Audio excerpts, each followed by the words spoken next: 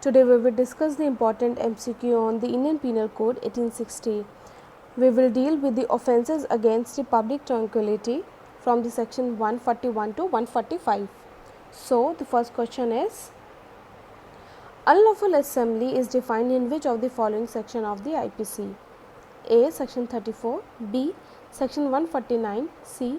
Section 146, D. None of the above. The correct answer is option D, that is none of the above. Unlawful assembly is defined under section 141 of the IPC. The next question is, for an assembly to be unlawful, it must have a common object of the kind specified in A. Section 141 of IPC, B. Section 140 of IPC, C. Section 142 of IPC, D. Section 144 of IPC. The correct answer is section 141 of the IPC, where unlawful assembly is defined. This was asked in the UK Uttarakhand examination in 2012. The next question is, the common object of unlawful assembly can be gathered from A. Nature of assembly, B. Weapons used, C. The behavior of the assembly on or before the occurrence, D. All of the above. So the correct answer is D, that is all of the above. This was dealt in Lalji versus State of UP in 1989, where it held that common object of the assembly must be one of the 5 objects mentioned under section 141 of the IPC. The next question is, for an unlawful assembly under section 141 of the IPC, the minimum number of persons required is A 3, B 2, C 6, D 5. I hope आप सबको इसका answer पता होगा, लेकिन फिर भी I tell you the right answer. The correct answer is answer D, that is option number D 5. For an unlawful assembly, we required 5 or more person. So the next question is, the essential ingredient to form an unlawful assembly as defined in IPC is A. An assembly of 2 or more persons with common object of doing a crime, B. An assembly of 5 or more persons armed with weapon, C. An assembly of 5 or more persons with common object of doing a crime, D. An assembly of 5 or more persons disturbing public peace and tranquility. So the correct answer is option C, that an assembly of 5 or more persons with common object of doing a crime. This was asked in the UPSGS in 2018. This is an important question, and these are the important question where you will have to see कि क्या ये पूछ रहा है, कितना minute सा question है ये. So the next question is, B happened to be a member of unlawful assembly. A factional fight ensued during which B was injured and retired to the side. Later on, a man was killed. Now, A. B is guilty of murder being member of unlawful assembly. B. B is not guilty of murder as he ceased to be a member of unlawful assembly at the time when the murder was committed. C.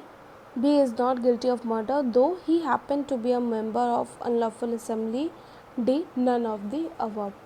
The correct answer is option B, that is B is not guilty of murder as he ceased to be a member of unlawful assembly at the time when the murder was committed.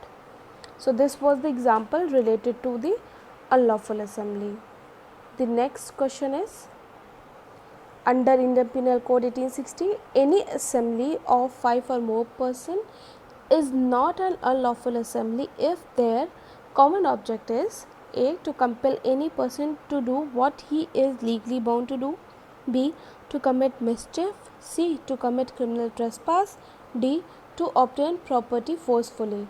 The correct answer is option A, that is to compel any person to do what he is legally bound to do. This was asked in the Punjab judicial examination in 2017. This is because under section 141 of the IPC where unlawful assembly has been defined.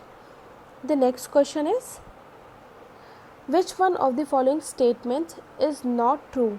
So you have to ensure here that कि कौन सी statement सही नहीं है. A. For an unlawful assembly, the number of persons must be 5 or more. B. Mere presence of a person at the scene of offence does not make him a member of an unlawful assembly. C.